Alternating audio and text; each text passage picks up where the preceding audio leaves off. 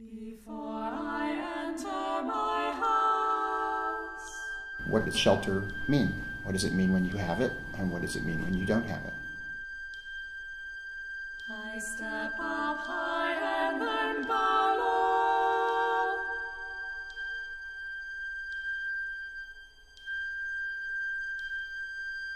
I pat my pockets for my keys. Shelter is both physical and concrete and metaphorical. I leave my shoes at the door. There's something so sweet about how pieces fit together. You know, the intimacy, the lightheartedness.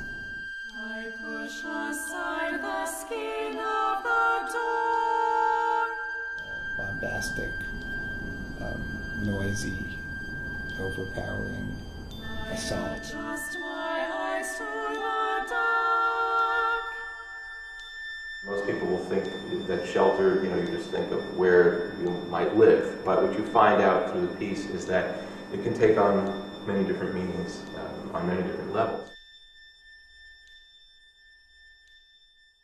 It's fun for us to collaborate. We've I don't know how many pieces we've done up to now, maybe five or so. And Six. I'm sure we'll do more again. I mean, it's, interspersed with obviously everyone going off and doing their own having their own compositional life. But then when we do get together, there's something incredibly fun about it. I mean, I think it's unusual. There aren't that many composers that work so naturally together. We have such a long history together, really for so many years, just curating together, building an organization together. And it's fun to not be the only person putting all the pieces together. There's a kind of magic in to see, well, what are Michael and David doing?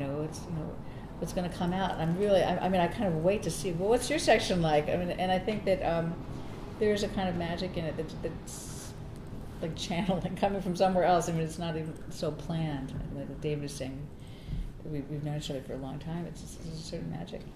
There's been some joy in being able to do these projects jointly, and I think that the freedom of them also, the big topic like shelter, it's kind of, in a certain sense, a meditation and a poem that, where we can each express ourselves without feeling too confined. I think you also sort of, there's a, at least for me, there's a kind of a puzzle part of it, which is when I work on these projects. Like when you work on a project and it's all yours and you're doing it from start to finish, you're responsible for the whole flow of it, and you have to do the sections which build up to the things which you're really excited about, but you may actually not be so interested in that build up. You have to just build it up, right?